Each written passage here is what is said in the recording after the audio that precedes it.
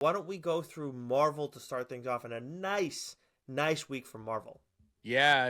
It's been a good start to the year for both Marvel and DC. Mm-hmm. But this is for new comic book day 4/22/26 from Marvel. We have the Amazing Spider-Man issue 27, Captain America issue 9, the Infernal Hulk issue 6. Do you normally do that? I feel like that's the first time I've heard you do America for Captain Captain America. America. I've been doing that I've been doing that almost as Chip's entire run so far. Okay, I hadn't noticed that. I Yeah. apologize.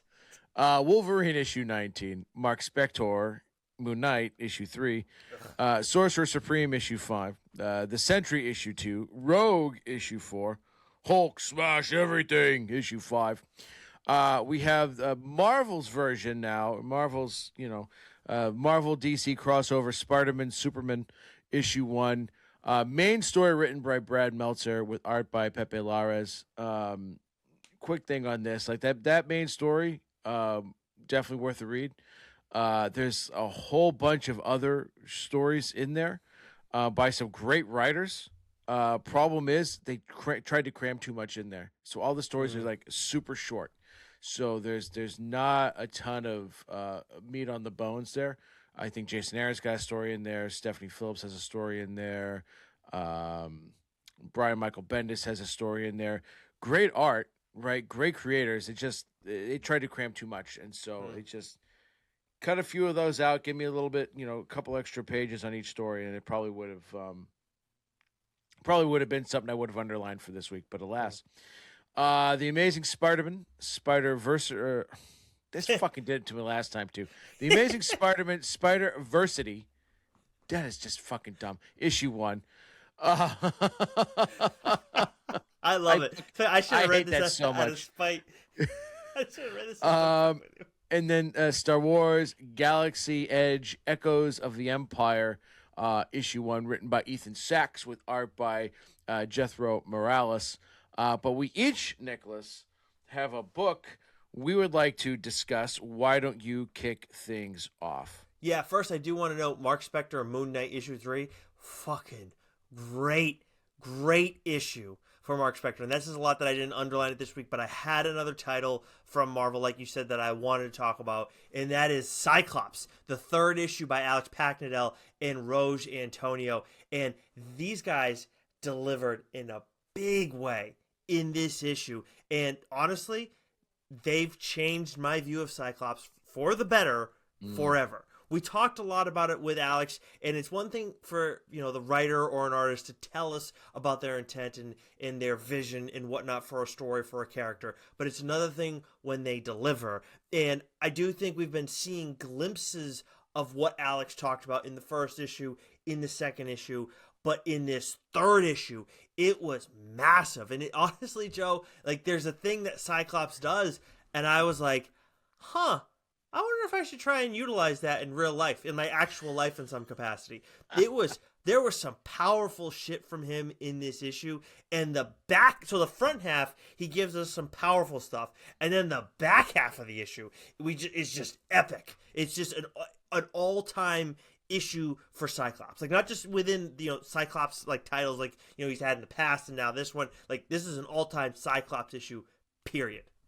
Yeah, and there's a great panel at the end of the issue. Um, it's just badass. It's a badass sort of wide panel shot of Keyclops, and My apologies. yeah. It's okay. It's okay. I can't correct you every single time. We'd be here. This would be a 3-hour podcast. But it's such a badass image, and it really sort of, like you said, sort of changes your view of Cyclops because, like, this entire issue, he's sort of like there's a build, there's a build, there's a build, and I wouldn't say he snaps, right? But there's okay. He threw them onions down on the table. Let's go, right? And it is just such an awesome visual. Not of him dropping his onions. I've But never heard someone refer to them as onions, so that's a first. oh yeah. But anyways, it was like the art in this was fantastic, but that panel in particular will stick in my head for a while, because it's like, okay, all right, Cyclops, Yeah. Let's go. Let's Yeah. dance. This It was was awesome. really, really, really good issue. And there's another issue 3 that's out this week that we are both reading that I also enjoyed, but you wanted to break down in detail. Yeah, yeah. I thought you'd appreciate this because you know how I generally feel about Deadpool comics. They typically drive me insane, but not Wade Wilson Deadpool issue 3, written by Benjamin Percy with art by Jeff Shaw. I love this series.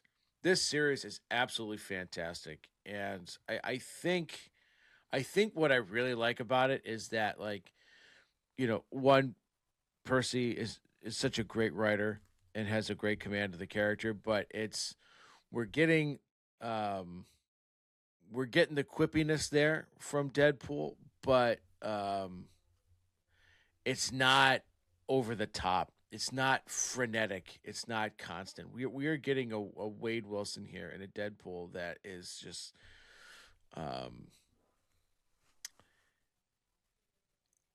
really, really on a sort of a different level emotionally, right? And that's not to say he's not, like I said, he's not out there making quips, but like this issue in particular, right? Like he's going head to head, you know, with an adversary, and that adversary is just like really doing his best to try and make Wade Wilson suffer, and he's just like, do what you will, just make it quick. You know what I mean? Like you can see it. There was a sequence of panels, and I thought Jeff Shaw did a great job at sort of capturing that, that sort of feeling of just like that just sort of like kill me now kind Mm-hmm. of like mentality. Like he just encapsulated on Wade's, wildly disfigured face, and I thought that took some real. Like that was like a real masterclass there because it's hard to do that. Mm-hmm. Especially on a character like Wade Wilson, whose face is so disfigured, but to sort of draw that out. It's not without awesome action. We know what Percy brings to the Marvel universe when it comes to the action that he writes. I love it. This is one of my favorite series. Right? Yeah, it's I enjoyed the first issue, and then as we found out like the wrinkle and everything by the end of the first issue, I was obviously very curious. Like, okay, what is this going to look like as this goes along? I really liked it in the second issue, and I liked it even more in Mm. this third issue. As we like, the second issue did a really good job of displaying everything, and in this third, we get this whole bit with this. With this crime boss that we're dealing with stuff, and then like how Deadpool handles what he learns and so on and so forth was in like what he does with that information just continues to be fun. But then also the flashback sequence that we got in all this too. It's just like, Oh yeah, yeah, oh, like there's a level of like humor there, but there's also a level like, oh fuck, yeah, like so yeah, it's a good time all around. Wade Wilson yeah. Deadpool. And it's an emotionally raw series too, which is great. That's the kind of stuff I like. So that high frenetic, high energy Deadpool stuff is not for me, but this very much is. Little less anxiety for you in this Deadpool series. All right, from DC we got Absolute Flash issue 14, Detective Comics 1108, Superman issue 37, Justice League Unlimited issue 18, The Flash issue 32, Green Lantern issue 34, Harley Quinn issue 64, Harley and Ivy Life and Crimes issue 5, and then a pair of titles that you've heard us talk about before, but we got to break these down this week. Joe, why don't you take the lead here? Okay, we have Void Rivals issue Nope. 29. Oh, You got to break down the DC books there, Bucko. oh, jeez, sorry. I got distracted because I was trying to send you a message, which we will address afterwards. That Okay. is my fault, Nicholas. Okay. We have The Peril of Brutal Dark and Ezra Kane Mystery, issue 3. And this is like one of my favorite series, period, that we're Mm-hmm. reading starting this year. And this issue, it just keeps getting better and better and better, each issue. And this really just taps into I think everything that I love, right? With the noir, uh, you know, the noir feel and the mystery that's going on, and what I love about these types of stories is that nothing is ever a throwaway, right? There's No, never a yeah. little detail that's just there for the sake of being there, right? They always find a way to sort of come around. And we know that Ezra Kane is sort of trying to solve two different mysteries. How do they connect to each other? If they connect to each other, issue 3 picks right up where issue 2, leaves off. With our hero getting tuned up a little bit, and we get a real sort of shocking, sort of reveal, and you think that's sort of going to be the end of it, and then it sort of comes back, at the end of the issue, and makes you go ho ho ho ho ho, and that's the type of storytelling where it's like, I want that next issue right now, Mm. right? This is what this comic book is that it's a movie, right? Yeah, it does And feel cinematic. it's like watching a movie and then just pausing it randomly and then waiting a month, before you see the next scene, right? Yeah. So in this, to me, like each issue is a scene, right? Hmm. And I would love one day for this to be. I don't even know how it ends. I want it to be made a movie, Mm. sort of, already, and the story is very engaging. And we some new characters, come into the mix, and Hmm. and so how is that going to play? Because it never plays out the way you think it is, right? Right. So again, nothing is ever just there for shits and giggles there. So this is a book that everyone should be reading. And again, I know I say that a lot, but like, Hmm. go to your local comic book shop, see if they've got past issues. If they don't, put the book on your pull list, see if they can order you, issues 1 and 2. Um, this is. I said this after I read it for when we got ready for the interview. This is going to be a contender for book of the year for me. It's absolutely excellent. Yeah, very very much up your alley. I really enjoyed this issue. This might have been, I don't know. I really liked the first 2 issues, and then we just had such a long break in between it for us because we got to, Right. look at them so early. But I really, really enjoyed this issue because, like you said, we get some new players added to the mix. There's one in particular who feels like they should be trustworthy, but there's also reasons to not think they're trustworthy. I'm on the side of this person isn't going to end up being trustworthy throughout the course of this story. So you've got that. And then with some of the other characters that get added to this, there are also layers that get added to Ezra. And I think this is one of the things that Chris does so well. He goes and adds layers into a story, and it may be centered around the character. And I feel like this is usually the case. It's centered around the character, but it also does a lot for potential plot as well. He does that in That Texas Blood, and I really appreciate that element that he's bringing to this story as well, where they like two very different stories from one another, but that's an element that he's bringing in that's just, I think, is so good as to have as a writer and be able to do that in any given story. So just more reasons why you should be reading The Peril of the Brutal Dark and Ezra Kane Mystery. Yeah, it's tremendous.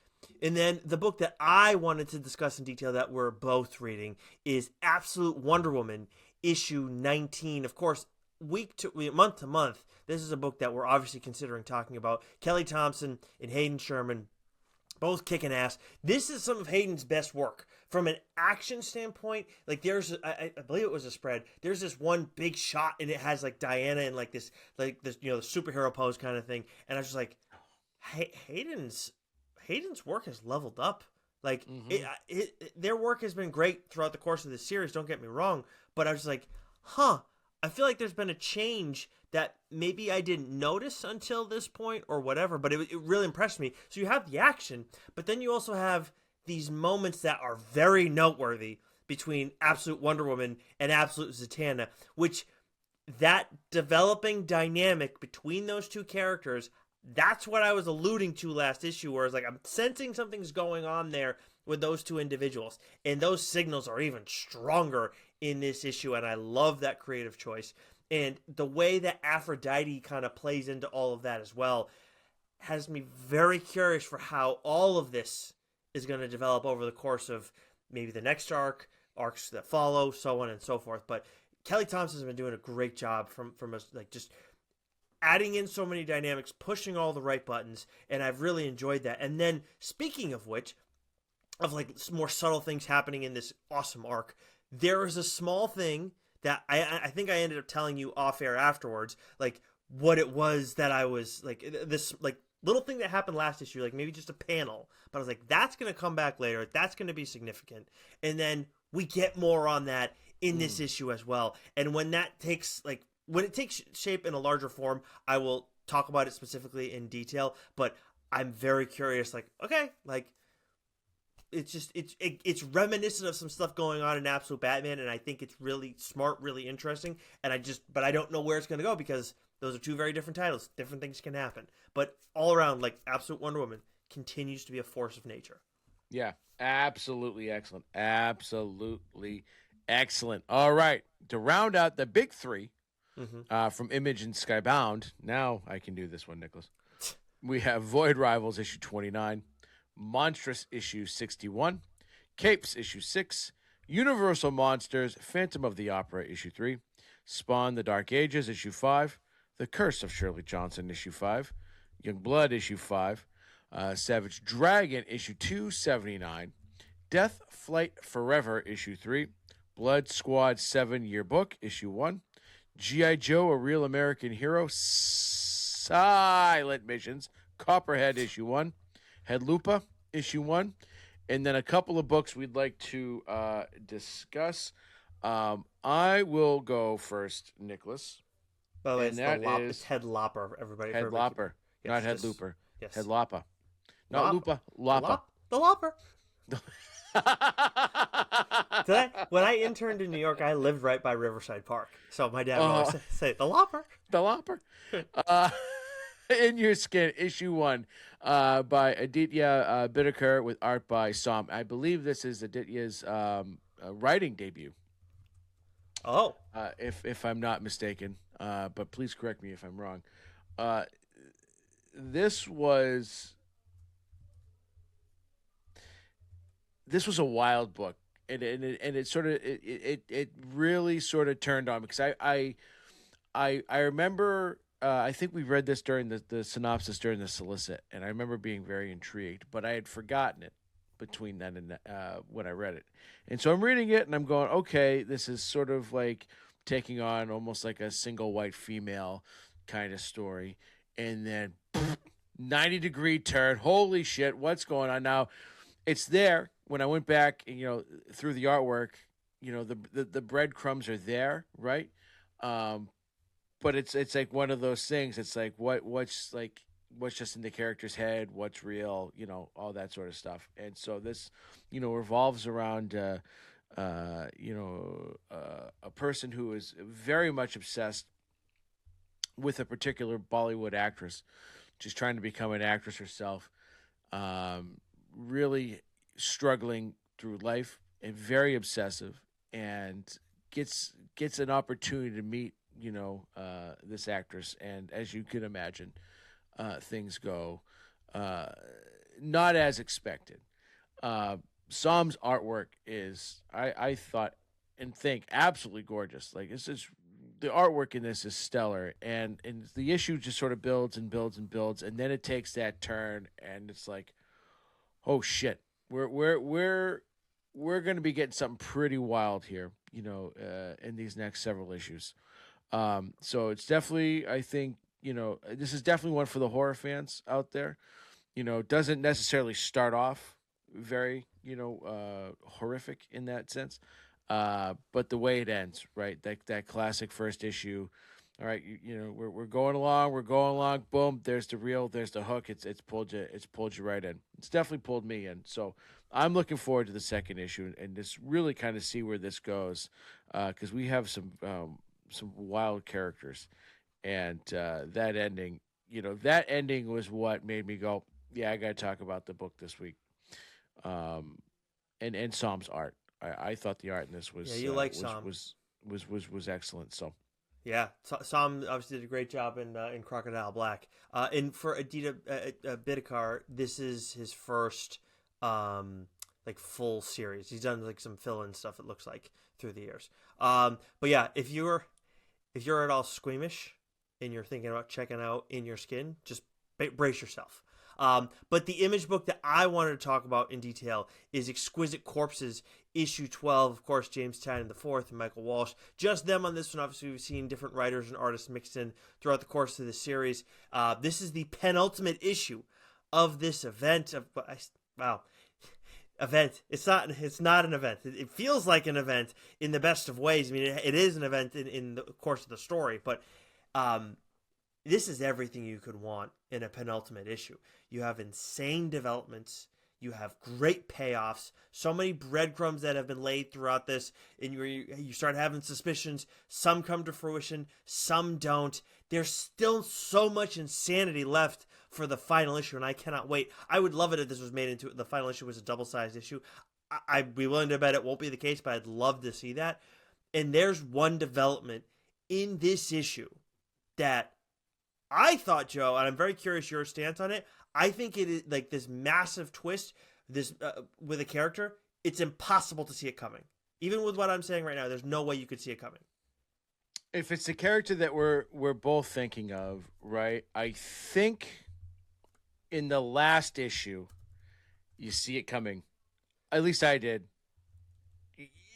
Just a little bit, right? Like it's there.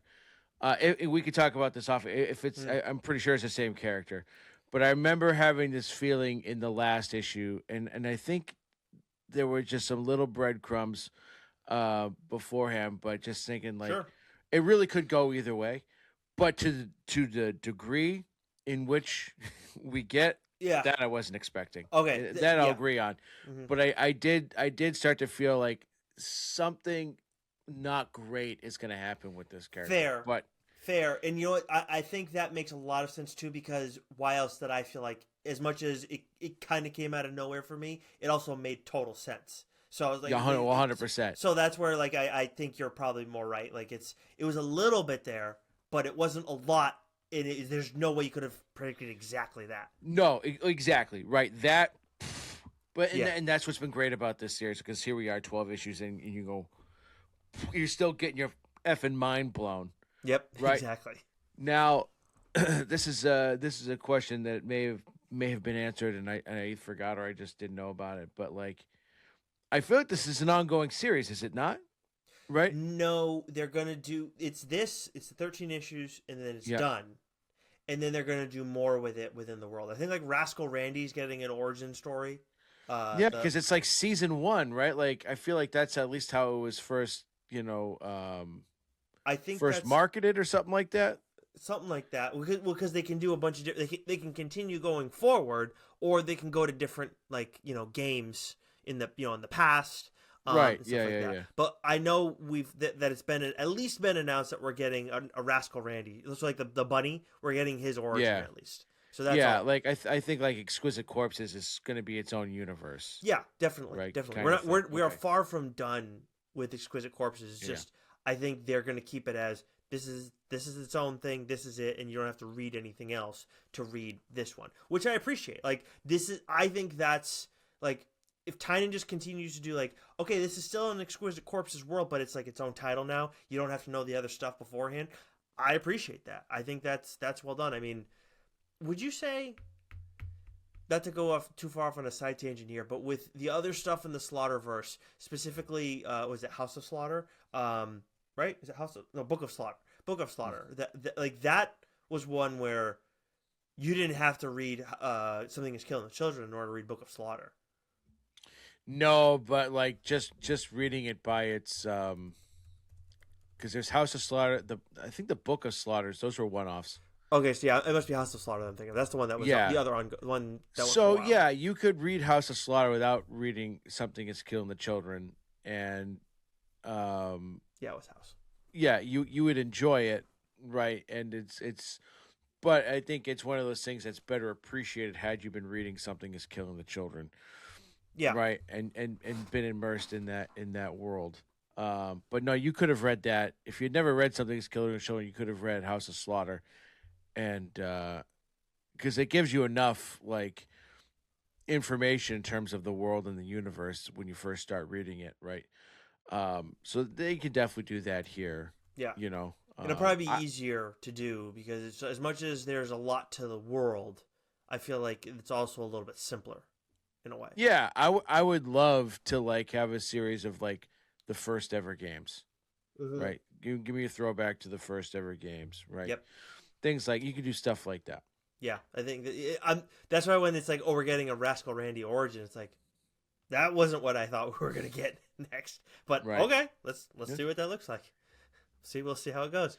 All right, so we got a few companies to highlight before we get to our breakdowns. I'll take these next three here, Joe. From Boom, we got Hello Body Horror issue 1. Dark Horse, we got American Caper issue 6. Usagi Yojimbo Kaito 84 issue 2. The Crown, A Tale of Hell issue 2. Powers 25, issue 8. Didn't get fucked up this week. Lands Unknown, The Skinless Man, issue 2. Frankenstein, New World, The Speed of Darkness, issue 1. And then from Mad Cave, we got The Florida Hippopotamus Cocaine Massacre, issue 3. Barbarian Behind Bars, issue 3. The Phantom versus the Sky Band, issue 1. And Planet Atmos Exordium, issue 1. Okay, and I will do the next few as well. From Oni, we have Adventure Time, issue 12, and Spirit of Shadows, issue 4. From IDW, we have Sonic the Hedgehog, issue 86. Teenage Mutant Ninja Turtles, Saturday Morning Adventures, issue 36. The Rocketeer, The Island, issue 2. And Event Horizon Inferno, issue 1. From Vault, we have Barbaric, The Long Death, issue 3. And from a Titan, or Titan, I've heard it both ways, we have The Savage Sword of Conan, Reforged, issue 4. Rafael Garcia, Henchmen, issue 2. Diablo, Dawn of Hatred, issue 1. And that's written by Cullen Bunn with art by Daniel Serra. Titan, Conan, Henchman. I don't know. Henchman. From Ignition, we got The Beauty, issue 5, No Place, issue 5, and The Other/Half, issue 2. And then to round things out, from Dynamite, we got DuckTales, issue 12, Vampirella, issue 1, and a book I know you have been looking forward to, Thundercats, Silverhawks, Thunderhawks, issue 1 by Ed Brisson and Vincenzo Federici. Yeah, it's just we're cooking with gas now with this crossover. I mean, it's a 15 issue event, and I think this is now we're 3 or 4 issues in already, right? We have Mum-Ra. Yeah, this is the third or fourth. So we're cooking, baby. So this is fun. You know, Ed was the writer on Silverhawks during its 12-issue run, you know, leading into this, and he's written a whole bunch of Thundercat stuff. So he is in it, and this was an excellent issue.